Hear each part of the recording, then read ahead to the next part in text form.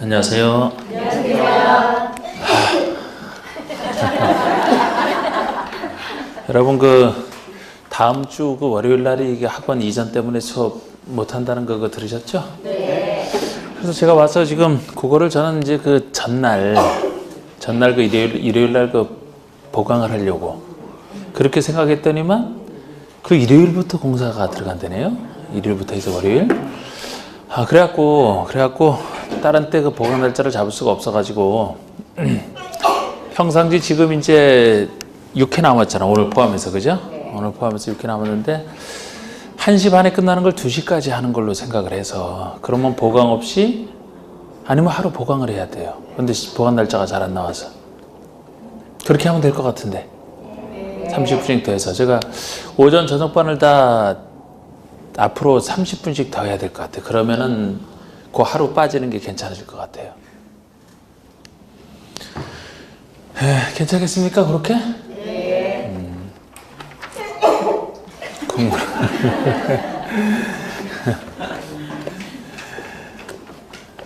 2시까지 하는 걸로 4교시로. 그리고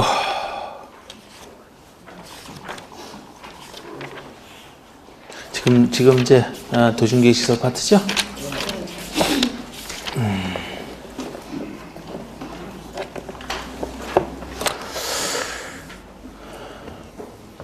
자, 79쪽에 79쪽.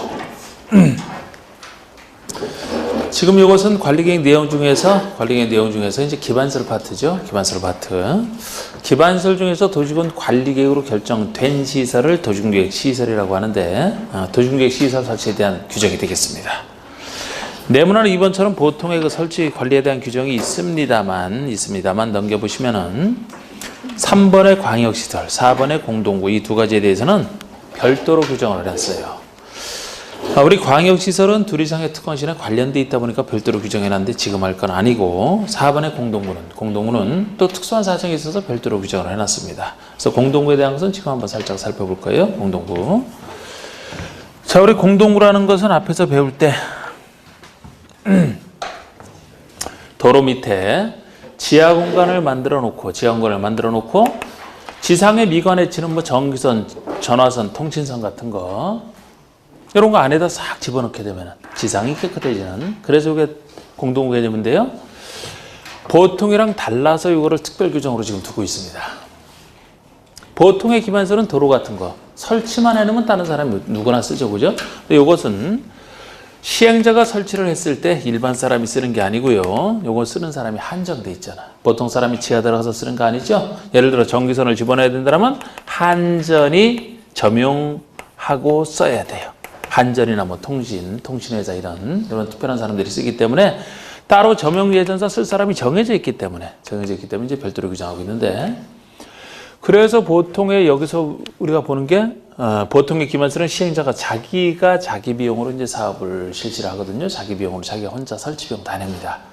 그런데 요거는 만들면 점용 예정자 쓸 사람이 따로 정해져 있기 때문에 설치 비용 혼자를 다른 데서는 시행자가 혼자 내는데 이것은 시행자와 점용 예정자가 같이 내는 거죠.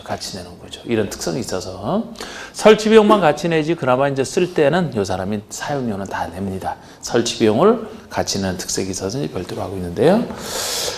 자, 우리 공동구 의의는 나와 있고 설치에 대해서 방가 1번의 설치 의무를 보시면 설치 의무 동그라미 1번에 다음에 해당하는 지역, 지구, 구역, 지역 등으로서 200만 제곱미터를 초과하는 경우에는 사업 시행자는 공동구를 설치해야 된다.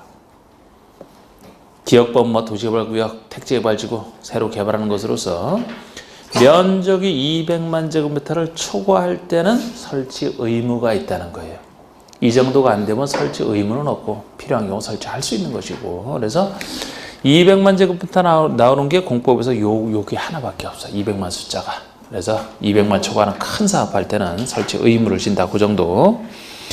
그 다음에 방가로 2번 보시면 수용 의무. 자, 웬만한 시설은 수용을 해야만 됩니다. 해야만 되는데 그렇지 않은 할 수 있는 경우를 좀 구별하시는. 자, 공동구가 설치된 경우에는 공동구에 수용해야 될 시설은 모두 수용되도록 하라. 그래서 동그라미 1번처럼 다음 시설은 수용을 해야만 돼요. 웬만한 것은 다 수용을 해야 된다라고 보시면 됩니다. 웬만한 건 해야 된다라고 보시면 되는데 넘겨보시면 동그라미 2번에 수용할 수 있는 시설을 구별하시는 다음 공동화 설득의 경우 다음 시설 두 가지는 공동구 협의의 심의를 거쳐 수용할 수 있다는 겁니다. 임의적이에요. 임의적. 수용할지 말지를 협의의 심의를 거쳐 수용할 수 있다. 가스관과 하수도관 이 두 가지를 좀 구별해 주시는. 위험해서 그렇습니다. 안전 문제 때문에. 자, 우리 가스관이면은 다른 시설과 달리 이거 가스가 잘못 설치해서 새 나왔다가 폭발하면 큰 위험성. 하수도도 상수도, 중수도가 아니고 하수도는 오염을 가져올 수 있기 때문에 위험 또는 오염, 가스 또는 하수도관은 꼭 설치해야 되는 건 아니에요. 심의를 거쳐 수용할 수 있는 시설로서 이거를 구별해 두시는.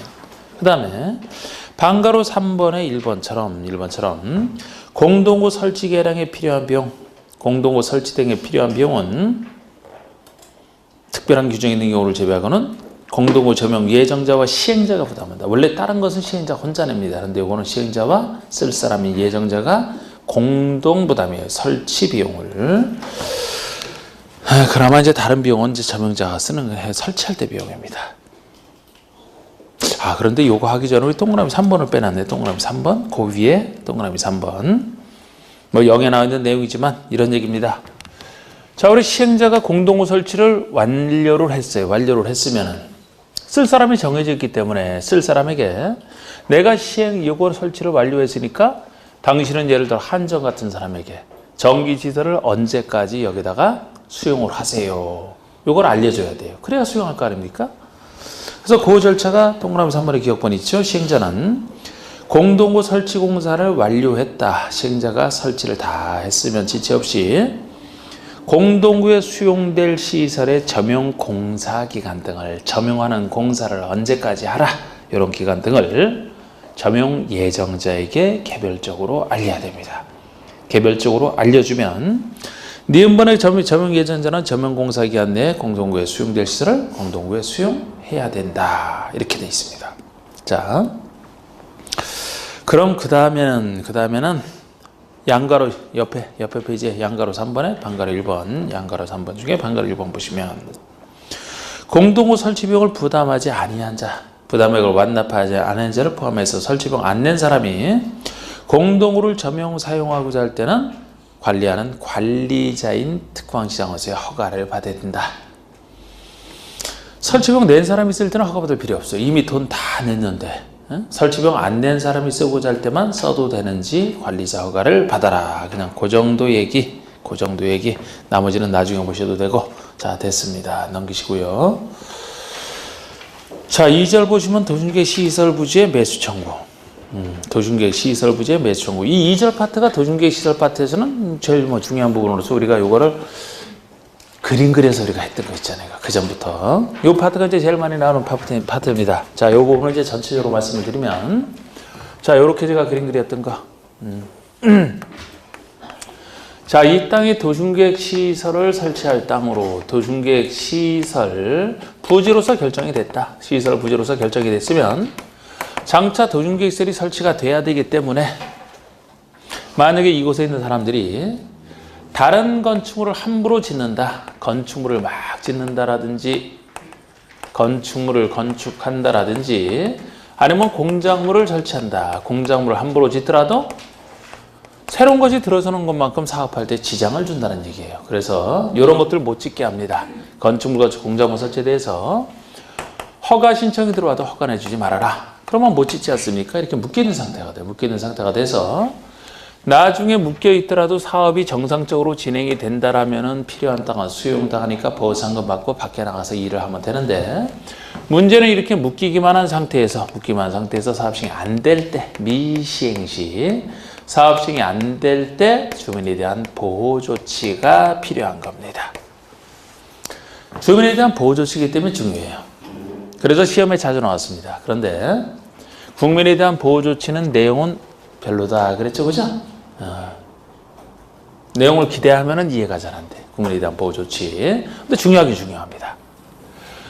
자, 우리 국민에 대한 보호조치로서 도시계획 시설 결정 고실로부터 짧게는 2년 내 사업 시행 안 될 때 보호조치, 그리고 10년 내 사업 시행 안 될 때 보호조치, 그리고 20년이 될 때까지 안 될 때 보호조치. 오늘 왜 이렇게 조용한가요? 오늘 뭐 1시 반까지 하는 걸 2시까지 하겠다니까 그냥 마음에 부담이 확 돼? 침울하신 것 같아, 이렇게 갑자기. 그 대신 하루 쉬잖아, 그 대신. 네? 그 대신 다음 주 월요일 날 쉬잖아요. 저도 평상시 하던 대로 하는 거 조금씩 더 하는 게 상당히 부담스럽긴 부담스러워요. 근데 항상 뭐 하루 쉰다 그러면 거기에 대한 대가를 지불해야지 뭐 공짜가 어디 있어요. 자, 이거 생각나시죠? 그러니까 가만히 있지 마시라니까. 정답 얘기를 하시라니까. 자, 자, 우리 2년 동안 사업 시행 안 되는 것으로서 일정 요건을 갖추게 되면 허가금지로 묶였던 것 중에서 일부는 허가받을 수 있다. 일부는 허가받을 수 있다는 점에서 비록 약하지만 보호조치가 되는 거 아닙니까? 자, 정확하게는 2년 동안 사업 시행 안 되고 있는 것 중에서도 언제 할지 모를 때예요. 한참 기다려야 될 때예요. 정상적으로 있다가 사업을 하는 절차가 나오는데 사업을 하게 되면은 제일 먼저 단계별 집행계획 수립하는데 단계별 계획이 아직 수립이 안 돼 있다. 한참 기다려야 되잖아. 아니면 수립이 됐더라도 3년 내 시간 1단계 포함되어 있으면 곧 기다리면 되니까 1단계 포함되어 있지 않을 때 2단계 포함되어 있어. 그렇게 얘기를 하거든요. 그러면 이때 허가받을 수 있는 게 약하죠. 뭐가 있어요? 가설 건축물. 잠깐 쓰고 가설이니까 잠깐 쓰고 나중에 철거하고 공사하면 되니까. 또 공작물. 건축물도 아닌 공작물 설치는 가능합니다. 그리고 일반 건축물 중에서는 개축과 재축만 허용이 되는 것이지 새로 짓는 신축이나 증축 같은 거 허용이 안 된다. 요거를 위한 형질 변경 포함해서. 그 가설이나 공작물의 일반 건축물이면 개축, 재축만 허용된다고 하는데 개축, 재축의 공통점이 기존 건축물이 있다가 이것이 철거나 멸실된 상태에서 동일 규모 내에서 짓는 게 종전 범위 내에서 짓는 게 개축, 재축의 공통점이에요.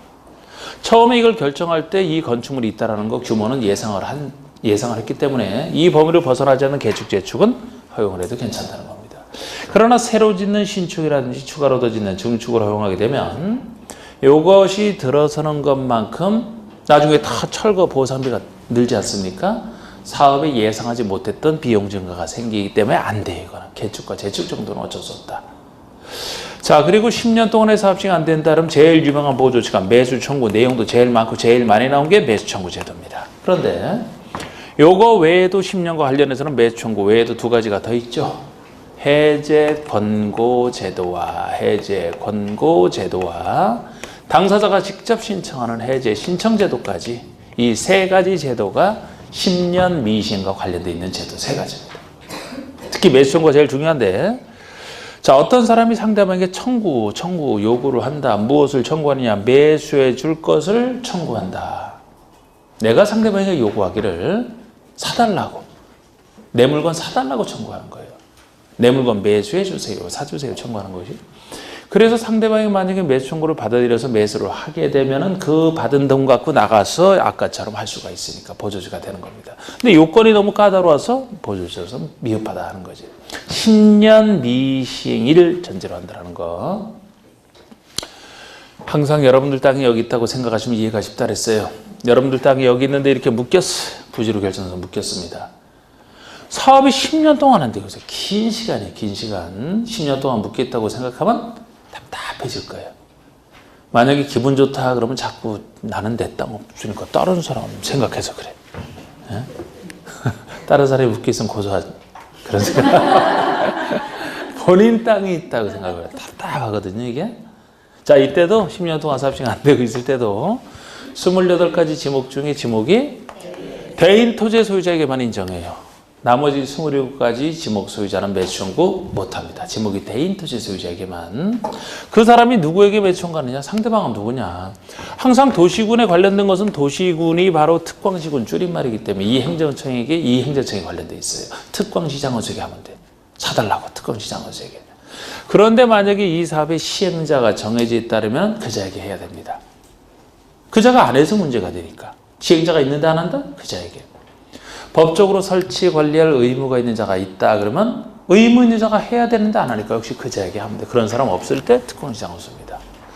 그러면 이 매수 청구를 했을 때 매수 청구 받은 사람은 민법과 달리 매수 의무는 없어요. 매수할 수도 있고 매수 안 할 수도 있습니다. 매수를 안 할 수도 있어요. 이 매수할지 말지 결정 자체를 뭔 대단한 결정이라고 매수 청구를 받은 때로부터 6월 내만 매수 여부를 결정하여 상대방에게 소유자와 시장원에게 알려주면 돼. 그러면 이때 매수하기로 했으면 그때는 매수를 해야 되는데요. 매수 결정을 알린 때로부터 다시 2년 내만 매수하면 되고. 자, 우리 공부 숫자 많지만 이렇게 중요한 숫자 아닌 건 따로 이런 건 중요한 숫자죠. 6월 2년입니다. 6월. 6월 내 매수 여부를 결정하여 통보하고 매수하라는 것은 그 결정을 통보한 때로부터 다시 2년 내만 매수하면 된다. 6월 2년. 6월 2년. 알아서 생각하시라 그랬죠? 기생을 부르는데 조금 좀 저속하게 부르고 있네. 초월이가 아니고 그죠? 3월이도 아니고 6월 2년. 이제 눈치를 좀 늦게 챘어요? 매수할 때 대금은 뭐로 지급하는 게 원칙입니까? 현금. 어디서나 공법에서는 어디서나 현금이 원칙인데 예외적으로 돈 없는 지자체는 채권 발행하시는 경우가 있어요. 그 채권에 우리 공법에서는 5가지 채권이 나오기 때문에 항상 그 채권의 이름 가지고 어디 나오는 채권인지를 파악하셔야 돼요. 지금 도시공계시설 부지에서 하거든요. 그래서 이 말을 붙였어요. 도시군계획 시설 채권. 나중에 합니다. 이따 책을 보면서. 자, 하여튼 이때도 매수를 처음부터 안 하든지 2년 기다렸는데 기다려도 매수를 실제 안 하더라 하기로 해놓고 그러면은 매수가 안 될 때 매수가 안 될 때를 전제로 해서 예외적으로 허가받아 할 수 있는 것이 있어요. 매수 안 될 때 허가. 요 허가랑 이쪽 허가를 헷갈리면 안 되죠. 당연히 저쪽보다는 이쪽이 조금 나야 돼. 왜? 10년 기다린 사람이니까. 저긴 2년 기다린 사람이고. 여기는 가설 건축물이고 일반 건축은 개축, 재축이 하나지만 여기서는 그냥 건축이라고 해서 일반 건축물의 건축이라고 해서 신축도 다 포함되는 개념이에요. 그런데 여기도 공장불은 허가받아 가능하지만 일반 건축물의 건축 중에서는 다른 것에 비하면 약하다는 거예요. 제가 요구할 때 나중에 건축물을 건축법에서 나눌 때 29가지 역시 용도 분류하는 걸 배우게 되거든요. 그런데 29가지로 나눌 때 제가 크게 기본적으로 나누는 게 주택과 주택 아닌 시설로 나눈단 말이에요. 근데 주택과 주택 아닌 것 중에서 가장 돈 안 되고 작은 거 각각 그렇게 기억하시면 돼요. 보호조치로서 약하니까. 그래서 주택 중에서는 제일 작은 게 단독주택이거든요. 단독주택 중에서도 좁은 의미의 단독주택을 얘기하는 거예요. 단독과 공동 중에서 단독이 작은 것이고 우리 단독이란 4가지 종류로 나눠집니다. 단독, 다중, 다가구, 공간 이렇게 배우는데 그중에 그냥 단독을 얘기하는 거예요. 같은 단독주택에 속한다 하더라도 다중, 다가구, 공간이 나오면 안 돼. 그건 안 돼. 제일 좁은, 제일 작은, 주택 중에서 제일 작은 거. 요거 3층 이하로서 3층 이하로서 허가받을 수 있다. 자, 주택이 아닌 것 중에서 제일 작은 것이 1종, 2종, 1, 2종 근린 생활시설을 얘기하거든요. 1, 2종 근생. 우리 근린 생활시설, 우리 생활에 필요한 건데 그 근린, 가까이 이웃하기는 생활에 필요한 조그만 시설을 얘기합니다. 나머지 25가지 전문화된 시설 하나도 안 돼. 제일 작은 게 근생이에요. 그것도 우리 생활에 좀 더 필요한 1종, 약간 덜 필요한 2종. 이것도 3층 이하자에 맞는 건 똑같고. 1종 근생은 다 허가받을 수 있습니다만 2종 근생 중에서는 대부분 되지만 안 되는 것도 있어요. 2종 근생 중에서는 몇 가지 빼놓고 나머지를 허가받을 수 있습니다. 자, 우리 안 되는 것 중에 단란주점, 단란하게 술 마시는 곳, 노래 연습장, 노래하는데 안마받는 안마시술소, 그리고 고시원을 얘기하는 다중생활시설. 다중생활시설이 고시원이라고 보시면 되는데 요거 안 된다 그랬어요. 요거 기억하는 방법은 각각 주택과 주택 아닌 것 중에서 제일 작은 거 이렇게 생각하시면 이 중에서도 신나게 술 먹고 술 많이 먹으면 그 다음에 신나서 노래방 가는 것도 우리 한국인의 필수 코스다. 술 먹고 노래하고. 너무 술 많이 먹고 너무 놀았어요. 피곤해. 안마실소 가서 안마 받고. 갑자기 노골해지죠? 고시원 가서 자는 거 안 된다. 제외. 안 안 된다. 안마 원은데요. 안마 원과 괜히 안마 실수 헷갈리지 마시고 이 중에서 그건 안마 실수가 안 된다는 거. 안마 원은 돼. 안마 원은 일종이니까. 우리 안마 원은 뭐 여자분들이 그 피부 미용구 아름다움을 위해서 피부 미용구 안마 받는 게 일종 안마 원이에요. 필수로 가 필수. 남자분들이 받는 거 안마 실수 이게 이제 이종인데 안 된다는 거지. 자, 해제 권고를 보시면 해제 권고 제도는 여러분 해제를 권고한다라는 표현을 쓰고 있는데 해제는 누가 하는 거예요? 해제는 누가 하는 겁니까? 도시군 관리계획 결정권자가 하겠지. 우리 도시계획 시설을 결정하는 게 관리계획 결정에서 했죠? 그러면 관리계획 입안 결정 절차를 거쳐서 도시계획 시설을 결정을 했는데 결정한 것을 바꾼다, 변경한다, 아니면 해제한다 똑같은 절차예요. 만든 것을 바꾸거나 해제할 때는 같은 절차를 쓰는 겁니다. 그러면 만약에 결정해놓고 나서 해제를 한다? 도시군 관리계획 세워서 해제를 해야 돼요. 입안 결정을 통해서.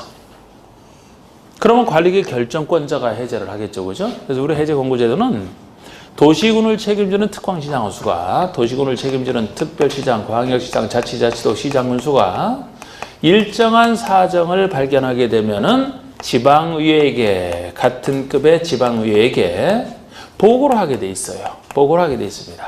어느 때 보고를 해야 되느냐? 관할구역에 있는 도시계획 시설 결정에 대해서 지금 와서 살펴보니까 설치 필요성이 없다고 판단하든지 이걸 왜 설치하는지 모르겠어요. 설치 필요성이 없다고 판단하든지 아니면 그 필요성 판단과 상관없이 10년 미시행 여기랑 관련돼 있죠. 10년 미시행 진짜 필요했으면 그 전에 빨리 사업을 실시를 했겠죠. 10년이 될 때까지 안 되고 있으면 좀 불필요한 결정 아니냐. 그런 사실을 보게 되면 의무적으로 보고를 하게 돼 있고 그럼 지방의회는 행정청이 아니기 때문에 해제를 못해요. 지방의회가 해제 권고를 하는 겁니다. 해제 권고를 판단해요. 할지 말지를 판단해서 만약에 해제 권고하기로 했으면 그 자기에게 보고했던 특광시장원에게 해제 권고를 하게 돼 있습니다. 지방의회가 보고받고 판단해서 해제 권고를 하게 돼 있어요. 그러면 이 사람이 보고받은 행정청이 해제를 해야 된다니까요. 그런데 우리가 특별시, 광역시, 자치시, 자치도지사 하면 관리계획 결정권자로 알고 계시죠? 본인이 입안 결정해서 해제를 직접 하면 돼. 너무 오래 끌면 안 돼요. 오래 끌면 국민이 괴롭기 때문에 지방의회로부터 해제 권고를 받은 때로부터 1년 내 해제를 하라. 이건 국민 입장에서도 중요하죠. 1년 내 해제를 하게 돼 있는데 직접 해제를 하면 됩니다. 그런데 시장원수가 만약에 권고를 받았다면 이 사람은 결정권자가 아니죠. 시장원수가 입안한 건 누가 결정해요? 도지사가 한다라고 배우셨잖아. 시장원수가 유일하게 결정권을 행사하는 경우가 뭐가 있어요? 지구단위계획에 관련된 이건 지구단위계획 아니잖아요. 그러니까 시장원수는 결정을 못하기 때문에 시장원수가 권고를 받았다면 도지사에게 해제 신청을 해서 도지사가 이제 해제를 해주는 거지. 이런 구조로 돼 있어요. 이 사람은 본인이 직접 해제하고 시장원수는 도지사가 신청하면 도지사가 해제를 하는 이런 구조로 돼 있습니다. 이게 핵심만 제가 말씀드린 거고 그런데 이 해제 권고제도는 특광시장원수가 제대로 보고를 해야 되는데 이 사람이 안 하면 소용없어요. 했더라도 지방의회가 해제 권고를 안 하기로 하면 소용이 없는 거예요. 둘 중에 하나 안 하기로 하면 소용없어요. 그래서 이거 해제 신청제가 제일 요거 다음에 나온 게 해제 신청제입니다. 신청한다는 것은 신청할 이익이 있는 자가 직접 나서 신청하는 걸 얘기하거든요. 행정청과 달리 여기 묶여있는 토지 소유자가 직접 신청하는 걸 얘기해요. 그래서 해제 신청에서는 뭐 절차를 합니다만 해제 신청 사유가 역시 요거랑 관련되어 있다는 게 더 중요하고 10년 미시행된 것 중에서 나중에 실효가 될 때까지도 집행기획이 없다. 있으면 나중에 집행할 텐데 10년 미시행되고 있는 것 중에서도 실효시까지 집행기획이 없다. 그러면 해제 신청할 수가 있는데 해제 신청한다라면 구조는 관리계획 입안을 하고 해제를 입안을 하고 해제를 결정해야 해제가 되는 거 아닙니까? 그럼 소유자가 직접 신청한다는 얘기잖아. 토지 소유자가 직접 해제 신청 사유에 해당되면 신청을 하는데 해제를 하려면 입안부터 하고 결정을 해야 되니까 누구에게 먼저 하느냐? 입안권자에게 신청하게 돼 있어요. 해제를 입안해달라고 신청을 합니다. 그럼 신청받은 사람은 항상 답을 하게 돼 있어요. 답을. 그럼 입안권자는 신청받은 때부터 3월 내에 소유자에게 입안 여부를 통보하게 되어 있습니다. 그런데 통보를 받아보니까 문제 해결이 안 돼. 입안 안 하기로 통보가 왔어요. 아니면 입안하기로 통보가 왔고 실제 입안을 했는데 이 사람이 결정 안 하는 수도 있잖아. 어쨌든 문제 해결이 안 됐다 그러면은 그 다음에 소유자는 결정권자에게 신청을 하게 돼 있습니다. 해제해달라고. 그럼 결정권자는 답을 하게 돼 있거든요. 2월 내 답하게 돼 있어요. 2월 내 답하게 돼 있는데 2월 내 답을 받아보니까 역시 문제 해결이 안 됐어요. 그러면은 이제 여기서는 결정권자가 아닌 국장에게 해제 심사를 신청할 수가 있고, 그럼 이 사람이 판단해서 해제 권고를 할 수가 있는 거예요, 이 사람에게. 그러면 이때 이 결정권자는 결정 해제든 해제를 안 하기로 결정하더니 결정을 해줘야 되는데 이 결정 시기가 6개월 내 하게 돼 있어요. 6월 내에. 만약에 위반권자가 위반하기로 결정을 통보를 했다 그러면 그때로부터 6월 내 결정해줘요. 결정권자가 직접 결정하기로 통보를 했다 그때로부터 6월 내에. 국장으로부터 해제 권고를 받았다라면 그때로부터 너무 오래 끌지 말고 각각 6월 내에 결정을 하라. 이렇게 돼 있어요. 먼저 이 사람에게서 안 되면 이 사람에게, 안 되면 이 사람에게 결정. 저쪽 숫자가 더 중요합니다만 굳이 여기서도 만약에 아직 이렇게 문제 안 나왔지만 이렇게 나온다면 숫자 많아서 문제인데 순서대로 하면 이렇게 되는 거예요. 3, 2는 6, 구구단에 3, 2는 6 이렇게 되잖아. 순서대로. 응? 자, 지금 핵심만 다 말씀드렸고, 자, 한번 84쪽에 1번부터 보시죠. 국도중개시설 결정 효과를 보시면 반가리 1번에 특광시장수는 도중계획시설의 설치 장소로 결정된 시상, 지상, 수상, 공조, 수정, 지하적 부지라고 제가 표현했던 이 부지에 대해서는 해당 도중계획시설이 아닌 건축물의 건축이나 공작물 설치를 허가해서는 안 된다. 이거 허가 금지. 요 얘기잖아. 원칙적으로 이렇게 묶이는데 옆에 페이지 보시면은 2년 내 사업 시간 될 때 허가가 나옵니다. 2번에. 양가로 1번. 자, 특광시장수는 도중계획 시설 결정 고시로부터 2년이 경과될 때까지 해당 시설 설치에 대한 사업이 시행되지 아니한 시설 중 2년 내 사업 시행이 안 되는 시설 중에서 단계별 집행계획 수립이 안 돼 있거나 아니면 단계별 집행계획에서 1단계 집행계획에 포함되지 아니한 시설, 즉 2단계에 포함되어 있을 때 이럴 때는 다음의 개발행위를 허가할 수 있다. 가설건축물 건축과 EMP라는 형질병기가 당연히 붙는다 그랬고요. 가설건축물. 동그라미 2번이 설치에 지장이 없는 공작물 설치. 3번은 건축물의 개축, 재축. 신축, 중축 안 되잖아. 여기에 필요한 형질병기. 자, 여기다 좀 더 살을 붙이면 양가로 2번 살을 살짝 붙이면 원상해 보기야. 여러분, 지금 여기서 가설건축이나 공작물 허가를 받아 설치를 했다 칩시다. 그런데 이제 사업이 막 시행이 된대. 그러면 가설건축물 공작물은 철거해야 되나요? 철거할 수 있나? 철거? 내버려 둘 수 있을까요? 아니면 철거를 해야 될까? 철거를 해야만 공사를 하잖아. 철거를 해야만 됩니다. 철거 명령을 내려야 돼. 이때 철거를 한다면 비용은 시행자가 내나요? 행정청이 내나요? 아니면 이 가설건축물 등의 소유자가 내면 될까? 자기가 이익 봤으니까, 그죠? 그 사람에게 철거비용 부담시키지? 그거 살짝 보세요. 자, 양가리 2번에 1번. 특광시장수는 가설건축물 건축이나 공작물 설치를 허가한 토지 안에서 사업이 시행이 된다라면, 시행 예정일 3월 전까지 가설건축이나 공작물 소유자 부담으로 그동안 설치해서 이익 본 사람 부담으로 철거 등 원상회복에 필요한 조치를 명하여야 한다. 의무적으로 철거시켜야 된다는 얘기예요. 명해야 된다. 다른 데서는 이 원상회복 명령은 할 수 있다가 보통이에요. 다른 데서는. 예를 들어 법을 위반했다는 원상회복 철거를 명할 수도 있고 아니면 형사처벌을 고소를 할 수도 있고 과태료 처분할 수도 있고 영업정지 명령을 내릴 수도 있고 여러 가지 행정조치는 마련되어 있거든요. 그중에 선택이란 말이에요. 선택. 보통은 할 수 있다고 보통이에요. 그런데 여기는 다른 선택지가 없죠. 사업을 해야 되기 때문에. 반드시 철거를 시켜야만 공사할 거 아닙니까? 그래서 이때는 다른 데와 달리 성질상 명해야 된다. 이렇게 나온다는 것까지. 자, 3번에 매수청구제도 10년. 요게 이제 제일 많이 나왔다 그랬죠? 1번 매수청구 요건부터. 도중계획시설에 대한 관리계획 결정 고시로부터 10년 내에 사업이 시행이 안 될 때요. 10년 미시행시인데. 단 이때도 도중계획 시설 사업 절차 중 실시계획 인가나 그에 상당한 절차가 행해진 경우는 매수청구할 수 없다. 제외. 여기도 요것도 이제 예외까지 다 보시면은 제가 10년 동안 미싱되면 매수 청구할 수 있다고 했는데 실식의 인가 절차는 이미 거쳤다라면 도중계획 시설 사업에서 좀 이따 나오는데 우리 실시계획을 인가받게 되면 인가받았으니까 실시할 수 있게 되는 사업시행권을 땄다라고 얘기를 하죠. 사업시행권은 따놓고 나서 아직 시행은 안 하고 있다는 얘기예요.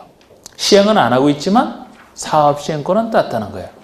그러면은 핵심 절차를 통과했으니까 이때는 사업이 되는 걸로 봐서 매수 청구는 못 한다는 겁니다. 예외까지도. 이미 실시계 인가 절차 정도를 거쳤다라면은 시행을 지금 안 하고 있어도 당장 곧 시행될 거라고 보거든요. 이 핵심 절차까지 통과했으면 다 된 것이기 때문에. 또 이때도 매수 청구 주체를 보시면 그 아래 해당 부지로 되어 있는 토지 중에 지목이 대인 토지의 소유자가 할 수 있는 거예요. 다른 사람 안 돼. 지목이 대인 토지의 소유자.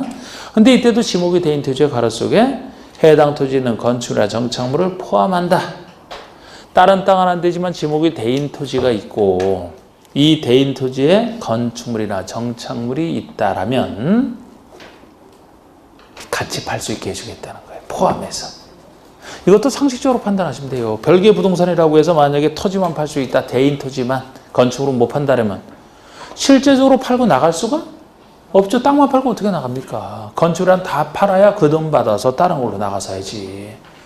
그래서 대인 토지에 건축물, 정착물이 있으면 이거는 포함해서 같이 팔 수는 있고. 넘겨보시면 3번의 매수무자.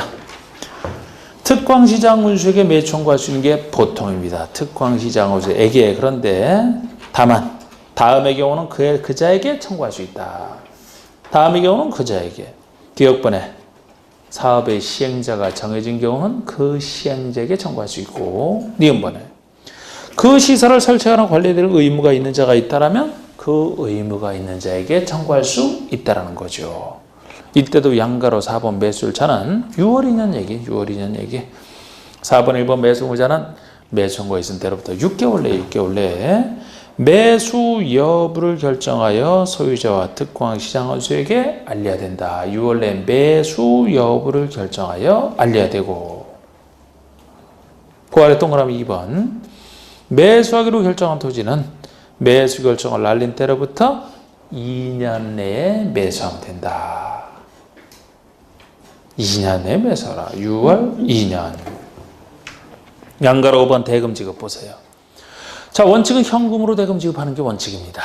매수할 때 대금은. 근데 그 예외 도중계시설 채권에 대한 얘기가 나오는데 일단은 뭐 동그라미 1번, 나머지는 나중에 쓸죠. 동그라미 1번이 여기선 채권에서는 이제 핵심이니까요. 매수무자가 지자체인 경우, 지자체. 다른 사람 못해요. 도중계시설 채권은 지방자치단체만 발행자가 된다는 것부터 잘 아시고. 왜 지자체만이냐?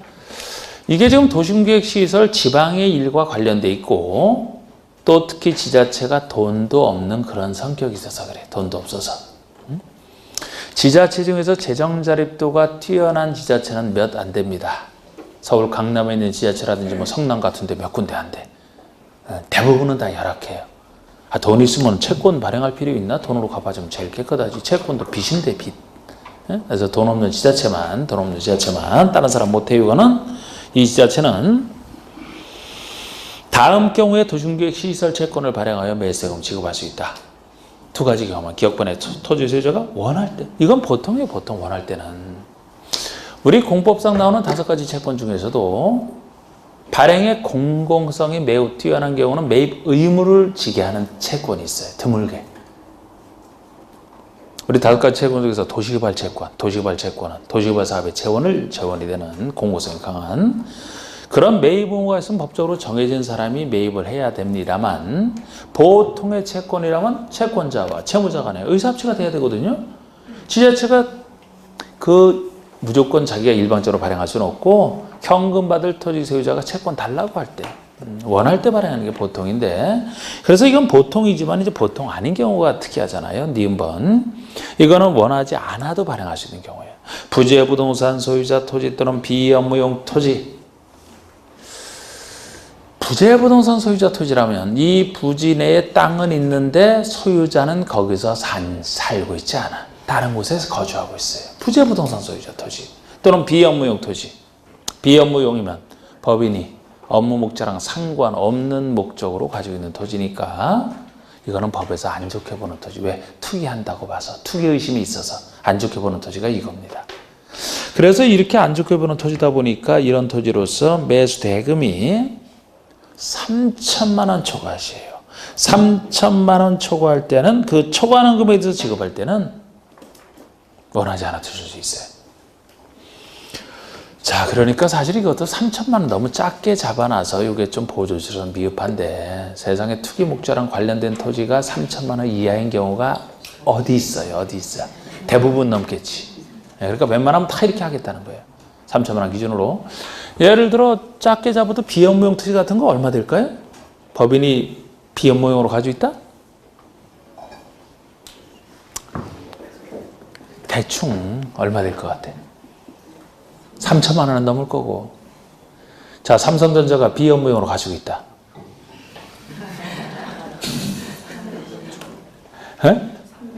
300억? 그런 목적으로 많이 올라가잖아요. 그래서 어디 투자하기 전에 미리 사놓고 막 그러잖아. 그런데 글쎄 3천만 원이 너무 작지 않냐고 세상에. 아주 작게 잡아서 우리 10억짜리라고 합시다 그냥. 10억짜리 투기 목적인 땅이야 이게. 그럼 3천만 원 초과하잖아. 그럼 3천만 원이 현금으로 주고 무조건 3천만 원만 현금으로 주고 초과금 9억 7천 원. 현금 달라 그래도 채권 발행해주고 원하지 않아도 발행해주고 이게 상환기간은 지금 할 건 아니지만 최대 10년 내에서 정하게 돼 있어. 10년. 이건 원하지 않아도 발행할 수 있으니까 최대 10년 딱 정해놓고 10년 후에 찾아가 이렇게 하면 된다고. 네? 왜 짜증나요? 그러면 일단 그 부재분노성 소유자 토지 가진 다음에 생각하면 되고 3천만 원 초과시 이렇게 할 때 원하지 않아도 이건 발행할 수 있는 경우예요. 지자체가 이 정도가 일단 핵심이고 보셨고. 자, 양가로 6번에 옆에 페이지 양가로 6번 매수 안 될 때 허가잖아. 그럼 매수 안 될 때 허가. 반가로 1번 허가 요건. 매수 청구한 토지 소유자는 매수하지 아니하기로 결정한 경우 또는 매수 결정을 알린 때로부터 2년이 경과될 때까지 매수를 안 할 때 특광시장호수의 개발이 허가를 받아 다음에 영의정하는 건축물 공작물을 설치할 수 있다. 무엇으로 허가받을 수 있느냐? 반가로 2번에 나와 있죠. 반가로 2번의 기억번. 단독주택인데 이게 좁은 의미의 제일 작은 단독주택으로서 3층이하고요. 니은번에 1정 근생으로서 3층이야. 2번에 2정 근생으로서 3층이야. 그래서 1, 2정 근생으로서 3층이한데 2정 근생 중에서는 단란주점, 노래연습장, 안마, 시술소, 다중생활시설은 제외한다. 그리고 공작물. 이곳의 건축이니까 신축 이런 거 당연히 다 포함되고 있고요. 넘겨보세요. 그럼 그 다음에 나오는 게 이제 해제 권고제도 아닙니까? 해제 권고제도 1번. 특광시장 운수는 도중계획 시설 결정이 고시된 도중계획 시설을 그런데 우리 도중계획 시설에서도 괄호 속에 이런 얘기가 나오죠. 국토교통부 장관이 결정 고시한 도중계획 시설 중에서 관계 중앙행정위원장이 직접 설치한 시설은 제외한다. 해제 권고 대상에서 아예 빠지는 거예요. 지금 우리가 해제 권고 구조는 특광시장 운수가 발견해서 지방의회에 보고하면 지방의회가 해제 권고를 하는 걸 얘기하거든요. 지방 차원에서. 그런데 도중계획 시설 결정이 있는데 국장이 결정했대. 국장이. 그럼 나라 차원에서 필요해서 결정한 것이죠. 국장이 결정 고시하고 중앙행정위원장 각부 장관이 설치하기로 했다라면 나라 차원에서 하는 것이기 때문에 지방 차원에서 해제 권고를 할 수가 없겠죠. 그죠?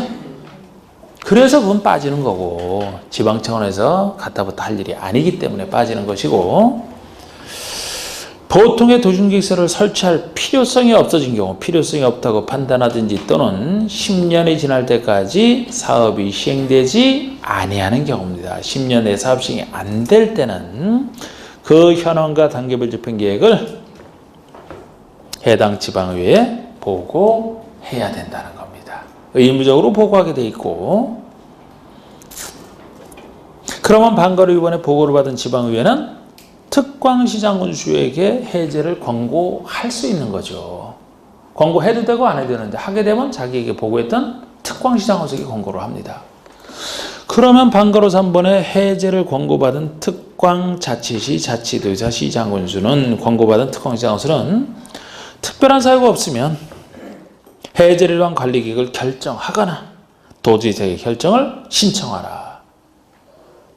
직접 해제를 결정하라. 이거는 특광자치자치도 얘기고 시장구소가 받게 되면 본인은 해제 못하니까 도지사에게 신청하면 그 아래 도지사가 해제를 위한 관리계획을 결정하라. 이렇게 이제 돼 있습니다. 이때도 방가로 4번의 구체적 절차 중에서 동그라미 3번 보시면 해제를 권고받은 지자체장은 그 아래 해제 권고를 받은 때로부터 1년 내 해제를 위한 관리계획을 결정하라. 1년 내 해제를 하라는 얘기죠. 이 경우 그냥 1년 내 하라. 아까 도지사에게 신청하는 경우는 앞에서 했죠? 그때도 그때 1년 내 하라. 이게 똑같습니다. 그 다음에 해제 신청제도 보세요. 5번에 해제 신청제도. 해제 신청, 당사자가 직접 신청하는 거. 요건부터 10년 미시행과 관련돼 있죠. 도중계획 시설 결정 고시로부터 10년 내에 사업이 시행되지 아니한 경우로서 단기별 집행계획상 실효시까지 20년이 요거 안 했네 아까? 20년짜리? 요거 하고 끝냈네? 20년이 될 때까지 안 되면 그 다음날 실효가 되거든요. 도중계획 시설이 실효가 돼요. 제일 깨끗하게 없어지는 건데 20년 너무 길어서 문제라는 거지. 20년이 되는데 다음날 실효 이런 건 다 똑같고 이렇게 실효시까지 집행기획이 없는 경우 이런 경우에 신청할 수 있어요. 그러면 순서는 2, 3, 4, 2 순서가 되는 방가로 이번에 먼저 이반권제계 신청을 합니다. 위에 요건이 있으면 도중계획 시설 부지로 되어 있는 토지의 소유자는 그 아래 관리계획 이반권자에게 해제라는 이반을 신청할 수 있고 먼저 이반권자에게 신청을 하고 그럼 동그라미 이번에 이반권자는 신청을 받은 때로부터 3개월 내에 이반 여부를 결정하여 소유자에게 알려라. 3인은 6 중에 3 아닙니까 이게?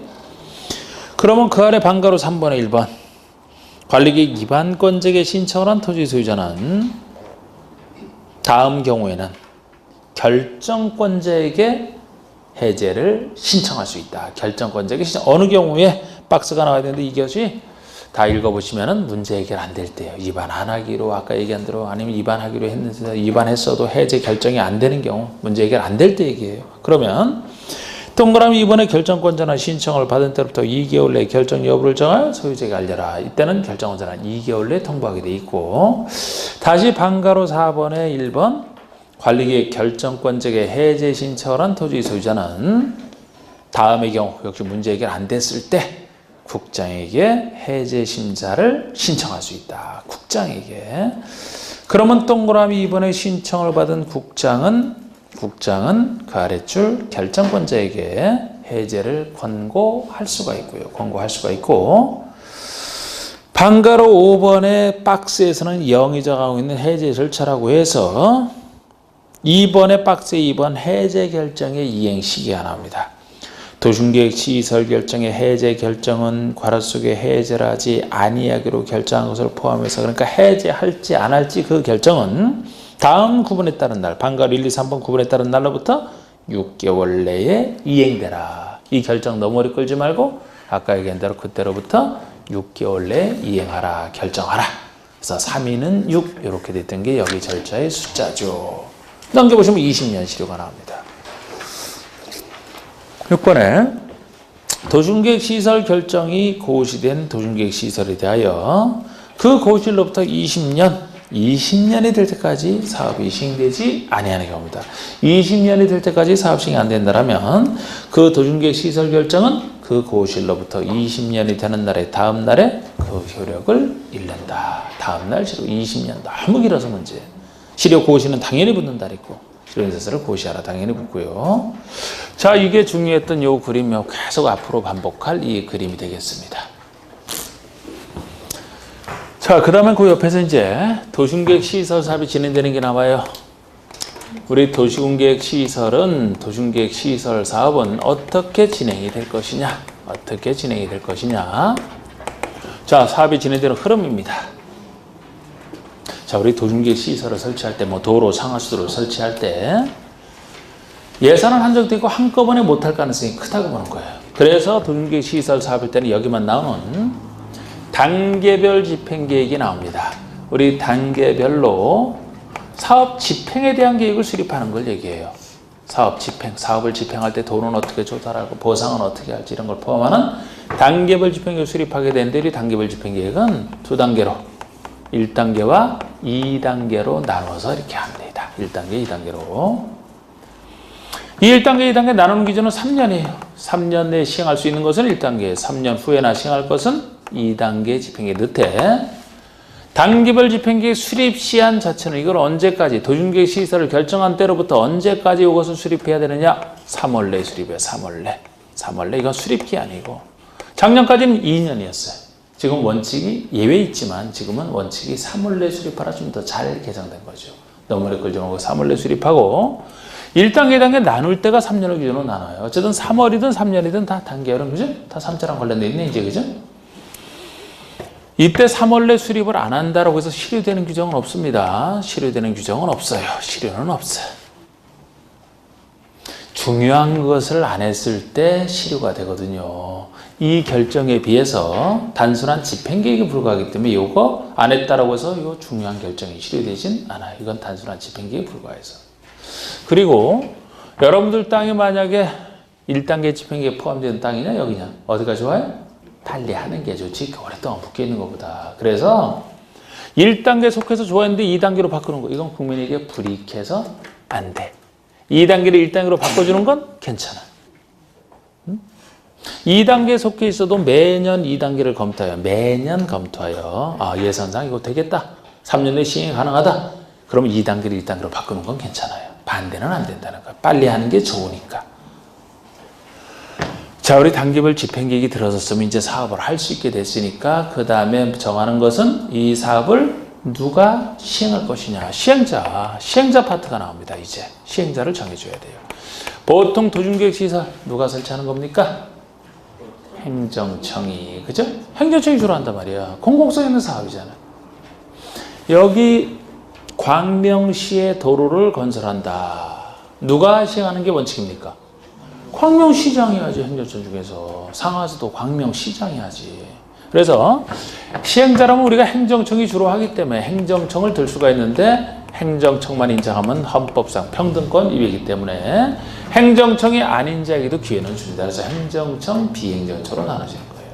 그런데 행정청에서 다른 얘기 없으면 원칙은 이 관할구역을 책임지는 행정청이 자기 관할구역에 대해서 사업한다니까요. 그래서 특별시장, 광역시장, 자치자치도 시장 군수가 시행자가 됩니다. 광명시에서는 광명시장이 된다는 거죠. 그런데 예외적으로 행정청 중에서 도지사나 국장이 할 수 있는 경우는 있어요. 할 수 있는 경우. 예를 들어 도지사, 광역시가 관련돼 있다. 광역과 관련돼 있다. 광역 중에서 도 이상의 시군, 도 밑에 있는 그러면 도지사가 할 수도 있다는 얘기고. 국가계획과 관련돼 있으면 국장이 할 수도 있는 경우가 있어요. 국가계획과 관련돼 있으니까 행정청입니다. 근데 행정청이 아닌 자가 시행자가 되기 위해서는 아무나 돼서는 안 되잖아요. 공공사업이라. 그래서 이러한 행정청으로부터 사업 시행자로 지정받아야지만 시행자가 될 수 있어요. 행정청이 아닌 자는 행정청으로부터 지정을 받아야 시행자가 될 수 있는데 이때도 지정받을 때 행정청이 아닌 자라는 말은 이 사람만 아니면 다 행정청이 아니기 때문에 민간인 당연히 들어가고 공공기관도 여기 들어가요. 각종 공사, 토지주택공사가 행정청은 아니잖아. 그래서 행정청이 아닌 자는 공사와 민간인 다 들어가는데 항상 공공기관은 제가 믿어준다 그랬죠? 항상 믿어주기 때문에 지정 요건 필요 없어요. 이 비행청정 중에서 민간인 사인, 이 민간이나 사인은 공사가 아닌 자는 일정한 요건을 갖춰야 지정받을 수 있다. 전혀 능력 없는 사람이 돼서는 안 되기 때문에 뭐 이해할 수는 있지만 제가 이 민간인이 지정받기 위한 요건이 너무 까다로워서 문제를 했어요. 사실상 진입장 비율이 너무 높아서 사실상 꿈도 꾸지 말아라 하는 거나 다름없다 그랬잖아. 대상 면적의 민간인이 지정받기 위해서는 대상 면적의 3분의 2 이상을 직접 소유해야 돼. 소유자 동의가 아니고 소유자 총수 2분의 1 이상의 동의를 받아야 됩니다. 엄청난 요건이에요. 둘 다 갖춰야 되는데 사람 수 기준으로 2분의 1 이상의 동의를 받으려면 뭐 인기만 끌면 말 잘하면 받을 수 있죠. 그러나 이거는 순수 돈 능력이잖아. 면적 3분의 2 이상에 해당하는 다른 사람 동의를 받는 경우 직접 소유하고 있어야 된다니까.